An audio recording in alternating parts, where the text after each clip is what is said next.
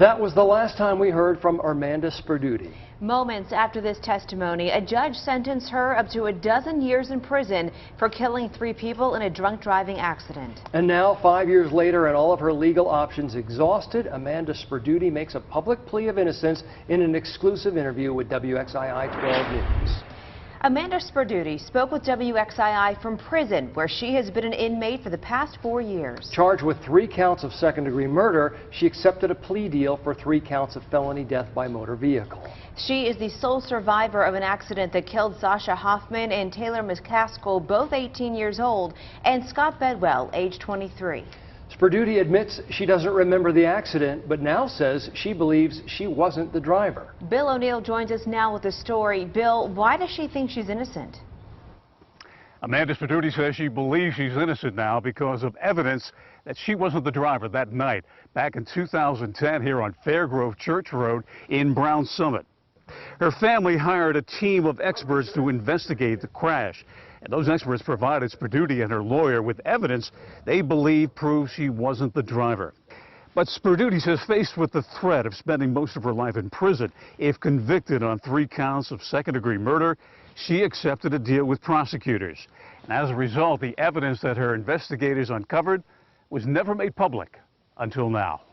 You can see how they're being tossed about. The evidence may look like a video game, but the experts say that the math and science behind this technology proves Amanda Sperduti didn't kill anyone. So if you're in the driver's position, you're not going to be able to survive this accident. Michael Woodhouse, an expert in the field of biomechanics, says the numbers that helped him recreate the crash in this virtual simulation don't place Sperduti in the driver's seat. He says based on the science of the crash, the only survivable seat was the one behind the driver, and only by someone as small as Sperduti, who was 4'10" and 95 pounds at the time of the crash. This is not a cartoon. This is a physics-based model based upon the impact severity, using, valid, reliable instruments. I mean, that's compelling stuff.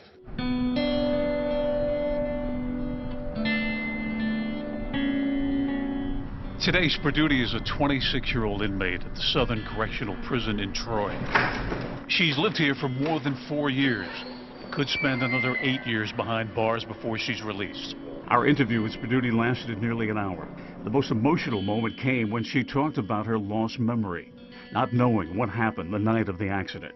I want to have peace with what happened that night, no matter what it is that happened. But I have to know first. After the crash, investigators had to identify the driver. State investigators named Sperduti.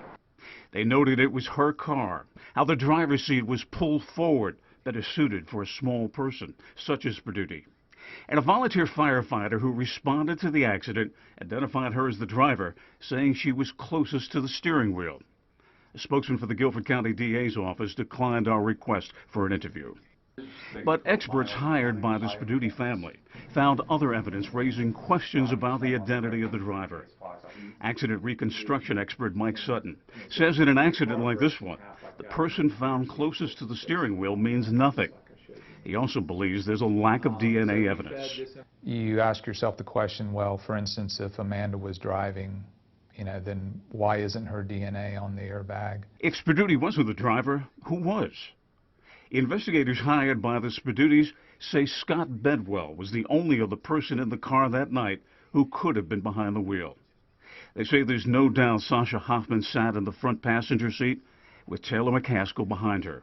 This is a physics-based model. Using crash dummies that match the height and weight of Sperduti and Bedwell, Dr. Woodhouse says he ran tests alternating Sperduti and Bedwell in the driver's seat.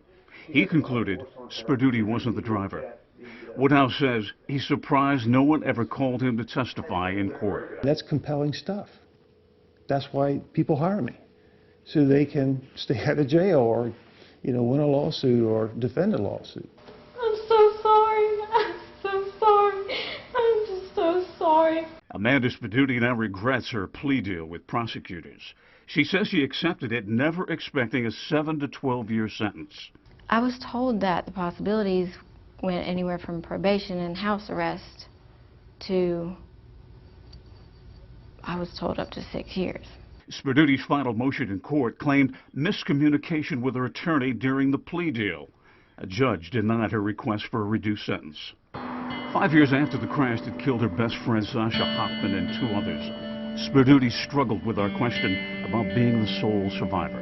People would say I'm the lucky one, but Are you not the lucky one here in that group? Do you not feel that way? you know, that's a tough question because that's a tough question.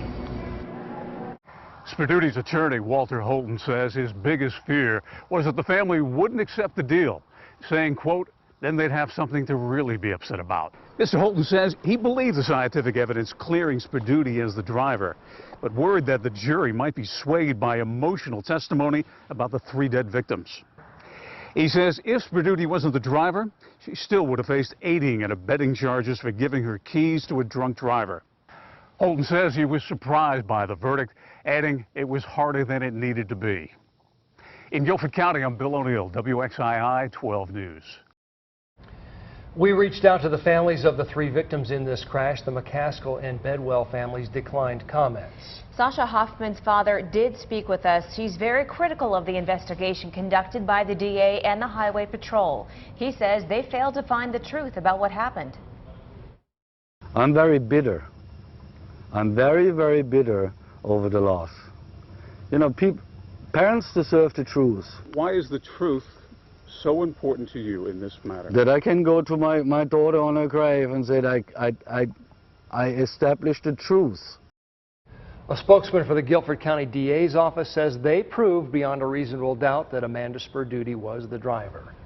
So what would you have done? Would you have accepted the plea deal or gone to trial with the evidence found by private investigators? You can call the number on your screen, 336-459-1202, or go to our website or Facebook page and let us know what you would have done. And if you would like to hear more of our interview with Amanda Sperduti or the experts her family hired, go to our website, WXII12.com.